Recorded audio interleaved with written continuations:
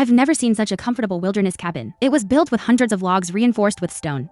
Inside, the space is not only spacious, but also has a fireplace for daily use. Not to mention the nearby stream. Every day you can enjoy beautiful mountain views.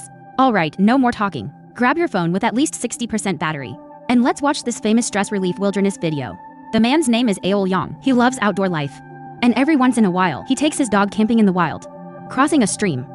And passing through a wide canyon, Oli suddenly discovered an abandoned cabin. Clearly, after years without anyone living there, the cabin had fallen into ruin. But even though the stones were weathered, they remained solid. After just 2.5 seconds of thought, Oli decided to tear it down and reuse the stones to build himself a comfortable new cabin. The shaky walls collapsed with just a gentle push. So he got to work quickly, and within 10 minutes had it all taken down. Next, he drove a wooden stick into the ground and drew a circle around it. Since it was just for himself, the cabin didn't need to be too big.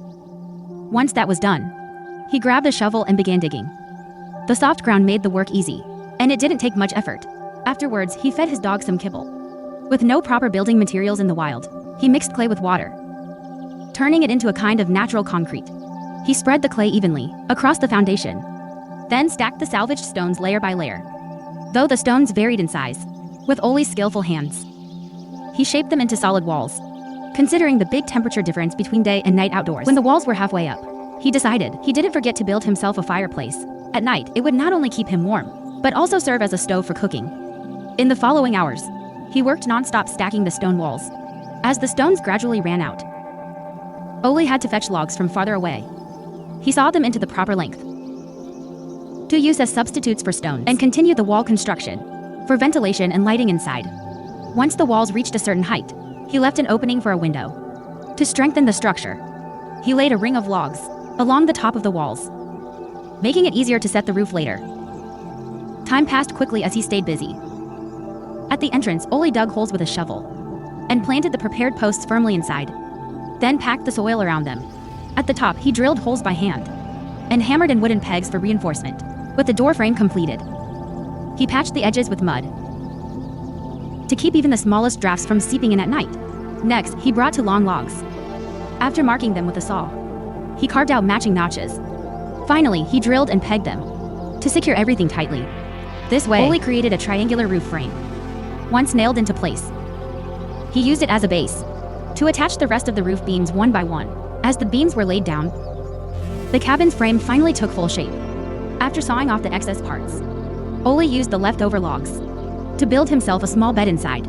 The sturdy gaps in the walls were just right to wedge the logs in place. On top, he laid smaller sticks curved to fit the wall. With this bed, Oli could finally sleep off the damp ground tonight.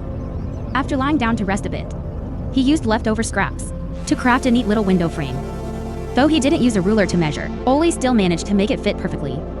Since wild animals often roam the jungle, for his own safety, he needed to build a strong front door. In the middle of the door, he added a Z-shaped brace to make it sturdier. Finally, he trimmed off the excess parts according to the frame size.